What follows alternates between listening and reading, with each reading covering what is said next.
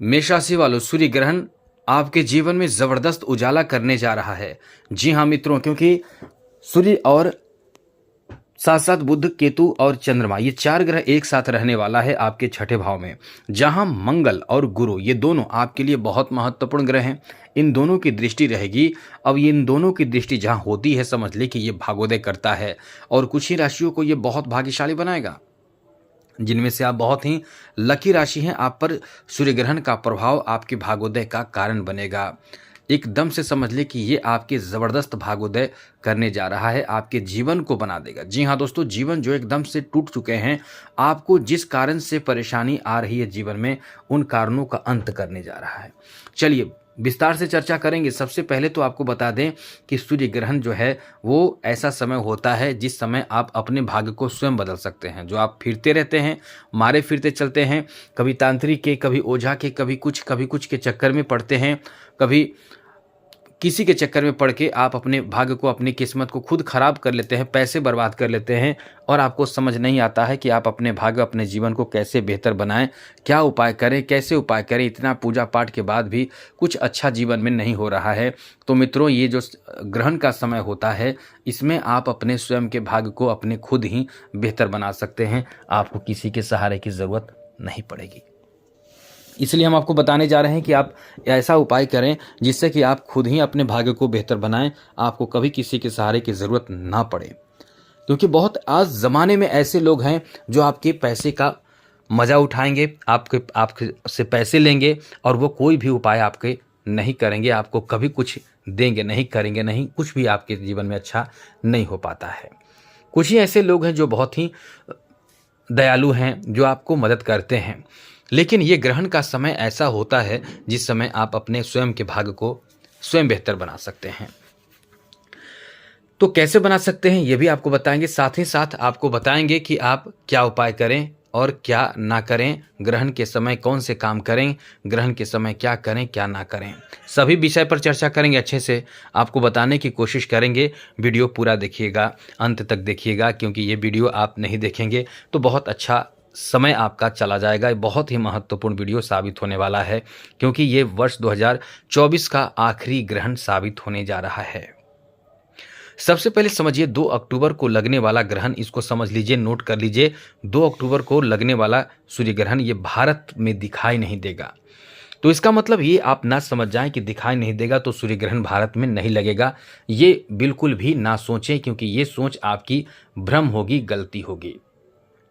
ये सूर्य ग्रहण केवल दिखाई नहीं देगा, आप समझिए, केवल दिखाई नहीं देगा। अब सूर्य ग्रहण दिखाई नहीं देगा, जहां जहां दिखेगा वहां सूतक काल लगेगा, जहां नहीं दिखेगा वहां सूतक काल नहीं लगेगा। तो भारत में सूतक काल नहीं लगेगा। सूतक काल लगता है तो उसी समय से ग्रहण का जो प्रभाव होता है वो शुरू हो जाता है।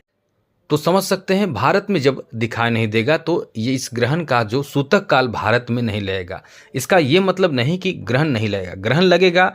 तो ग्रहण का जो समय होगा, जैसे टाइम जो समझ लीजिए, रात 9:13 से रात 13:17 के बीच का जो समय होगा वो ग्रहण का समय होगा। उस समय तक ग्रहण लगा रहेगा।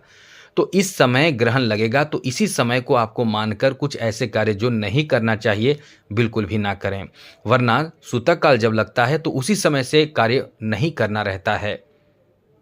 तो आप समझ चुके होंगे।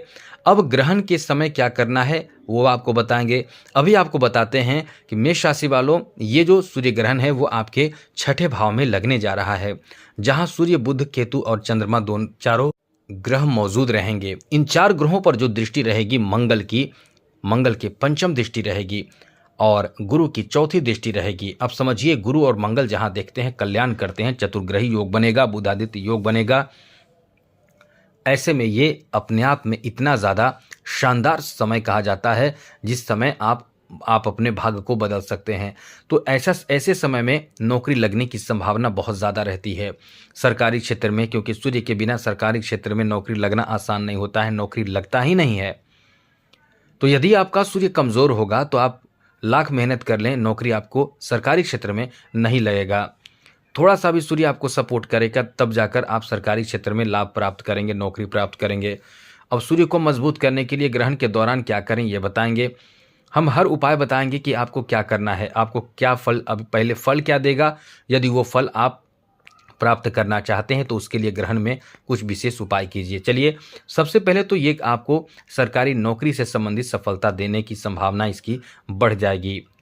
दूसरी बड़ी बात यह है कि इस समय आप बुधादित्य योग में रहेंगे तो सामाजिक दायरा आपका बढ़ेगा, समाज में आपका सम्मान बहुत ज़्यादा बनेगा।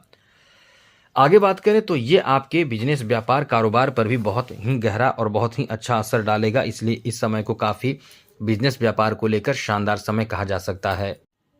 व्यापारिक स्थिति को बेहतर बनाएगा। उसके लिए आपको, यदि आपका व्यापार फिर भी अच्छा नहीं चल रहा है या पहले से खराब व्यापार चल रहा है, आप चाहते हैं और ज़्यादा व्यापार में तरक्की मिले, तो आप ग्रहण का इंतज़ार कीजिए। उस समय आपको उपाय बताएंगे, अभी उपाय बताएंगे, उस समय आपको करना होगा। यदि संतान प्राप्ति के लिए आप बहुत समय से इंतज़ार कर रहे हैं तो उस समय आपको उपाय हम बताएंगे, वो भी आपको प्राप्ति कराएगा। आगे बात करें तो दोस्तों, इस समय आपके समाज में सम्मान तो बढ़ाएगा ही बढ़ाएगा, धन भी आने का एक नया सोर्स प्राप्त हो सकता है। अशांत मन आपका बहुत ही शांत होगा और साथ साथ ये चतुर्ग्रही योग जो बनेगा यह आपके आर्थिक हालात को बहुत ही शानदार बना देगा। शत्रुओं पर विजय प्राप्ति का क्षमता आपको देगा। आप शत्रुओं को परख लेंगे, पहले ही आपके अंदर वो क्षमता इस समय प्राप्त होगा जो दुश्मनों को समझकर, यानी शत्रुओं को समझकर परास्त करने में सफलता हासिल कर पाएंगे। स्वास्थ्य पर भी इसका बहुत ही गहरा और अच्छा असर पड़ेगा, जिससे आपके स्वास्थ्य अच्छे हो जाएंगे और फिर आप जो परेशानी झेल रहे हैं स्वास्थ्य को लेकर, वो परेशानी आपकी दूर हो जाएगी। साथ ही साथ इस समय आप कहीं न कहीं कुछ नया, बड़े और अच्छे कदम उठाएंगे और इस मामले में उठाएंगे कि आप जैसे कुछ नवनिर्माण करेंगे, क्योंकि यहाँ केतु, चंद्रमा, बुध और सूर्य एक साथ बैठा है। तो ये किसी के सलाह, किसी के सपोर्ट से, चाहे वो आर्थिक और मोटिवेशनल सपोर्ट आपको मिले, लेकिन कुछ नया बनाएंगे। जैसे घर बना सकते हैं आप, इस समय कुछ ज़मीन जायदाद की खरीदारी कर सकते हैं, अचल संपत्ति और बड़े महंगे कीमती चीज़ों की खरीदारी कर सकते हैं। तो ये बहुत ही अच्छा आपके लिए संकेत है कि यह आपके आर्थिक सुधार करने जा रहा है, क्योंकि इस पर, यानी आपके छठे भाव पर सूर्य, बुध, केतु और चंद्रमा पर जो दृष्टि रहेगी गुरु और मंगल की रहेगी।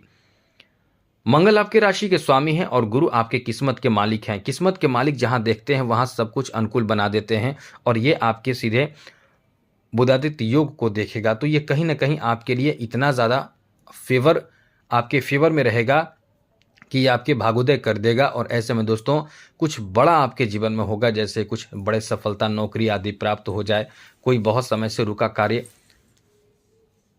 बन जाए, और ऐसे में खुशी से आंसू नहीं रुकेगा। ये बहुत अच्छा समय आपका रहेगा। वर्षों के टूटे रिश्ते, खराब रिश्ते भी जोड़ देगा, इतना बेहतर समय आपके लिए रहने वाला है। तो कुल मिलाकर आपके लिए बहुत अच्छा समय है। अब जो ग्रहण का जो समय रहेगा वो रहेगा रात 9:13 से 3:17 के बीच। इस समय आपको करना क्या चाहिए ये समझ लीजिए। सबसे पहले तो आपको चाहिए कि ग्रहण के दौरान आप मंत्र का जप करें, भजन करें, नाम जप करें, ये सब आप कर सकते हैं। अब इसके साथ साथ आपका कोई ग्रह कमज़ोर है, आपको पता है कि आपकी कुंडली में, पर्सनल कुंडली में कोई ग्रह कमज़ोर है, तो उसके मंत्र का खूब जप करें। ऐसे में एक बार मंत्र का जप करेंगे तो 1000 बार जप के बराबर फल आपको मिल जाएगा। इसलिए इस समय मंत्र का जप खूब करें। आगे बात करें तो इस समय यदि आप चाहते हैं कि सूर्य को बलवान बनाएं तो आदित्य हृदय स्तोत्र का पाठ करें, खूब पाठ करें, कम से कम 7 बार पाठ जरूर करें, फिर 11 बार भी पाठ कर सकते हैं। महामृत्युंजय मंत्र का जप भी करना बहुत अच्छा माना जाता है। गायत्री मंत्र का जप करना भी बहुत ही अच्छा माना जाता है। संतान प्राप्ति के लिए गोपाल मंत्र का जप कीजिए, ये भी आपको बहुत ज़बरदस्त सफलता देगा, आपके काम को बना देगा, 100% आपको गारंटेड सफलता देता है। आगे बात करें तो दोस्तों इस समय आप जिस देवी देवता का ध्यान करना चाहें, एकदम पूर्ण रूप से आपका ध्यान लगेगा, आप ध्यान जरूर कीजिएगा। साथ ही साथ इस समय आप अपने जो गुरु दीक्षा आपको दिया गया है उस दीक्षा के मंत्र का भी जप कर सकते हैं। ये ऐसा समय होता है जिस समय आपको जरूर एक बार याद करना चाहिए अपने गुरु का। और ग्रहण के दौरान कुछ ध्यान रखिएगा, कभी भूल कर भी आप ग्रहण के दौरान सोना नहीं चाहिए, ग्रहण के दौरान आपको मालिश नहीं करनी चाहिए, ग्रहण के दौरान भोजन नहीं करनी चाहिए, ग्रहण के दौरान कभी भी कोई भी व्यभिचार नहीं करनी चाहिए, गलत बात नहीं करनी चाहिए, गलत बोलना नहीं चाहिए। लगभग ये समझ लें कि लगभग बहुत कुछ बंद रहता है ग्रहण के दौरान। और अच्छी और बुरी बात ऐसे महिलाओं के लिए होती है जो गर्भवती महिलाएं हैं, उनके लिए तो कभी खुले आसमां के नीचे जाना नहीं चाहिए, आसमां को देखना नहीं चाहिए, और साथ ही साथ कभी भी चाकू छुरी और इन चीज़ों का, धारीदार चीज़ों का, नोकीदार चीज़ों का, जैसे सब्जी काटना हो, ऊन बिनना हो, और भी कुछ बुनाई सिलाई जो होता है वो सब काटना, सब्जी काटना, ये सब बिल्कुल नहीं करना चाहिए, वरना इसका जो प्रभाव होता है, नेगेटिव प्रभाव वो बच्चों पर पड़ता है और फिर आप जीवन भर पछताते हैं। ग्रहण जब समाप्त हो जाए तो आप अपना जो आपने पहना है, कच्चा धागा पहना है, अंगूठी पहना है, इन सब चीज़ को हटा दें, शुद्ध करके पवित्र करके पहन सकते हैं जो आप ताबीज़ वगैरह पहने हैं। ग्रहण जब समाप्त हो जाए तो बाहर कभी भी जाएं तो ध्यान रखें कभी किसी चीज़ को कभी लांघन ना पड़े, कोई ऐसी चीज़ जो आपको लगे जैसे लाल कपड़े में बांधकर फेंका गया हो, या कुछ आपको शक लगे तो उसको उस पर लांघन आपकी नहीं पड़नी चाहिए, आपके बच्चों की नहीं पड़नी चाहिए। इन सब बातों का ध्यान जरूर रखिएगा। ग्रहण समाप्त हो जाए तो आप पूरे घर की सफाई जरूर करें, शुद्ध जरूर करें, देवी देवताओं को शुद्ध पवित्र करें, एक दीपक जलाकर रख दें, अपने आप को शुद्ध रखें और दान जरूर करें। इन सब बातों का ध्यान रखिएगा, आपका जीवन अच्छा होगा और ये ग्रहण आपको बहुत भाग्यशाली बनाने जा रहा है। आज के लिए इतना ही। चैनल सब्सक्राइब रखिएगा। जय माता दी, राधे कृष्णा, ओम नमः शिवाय।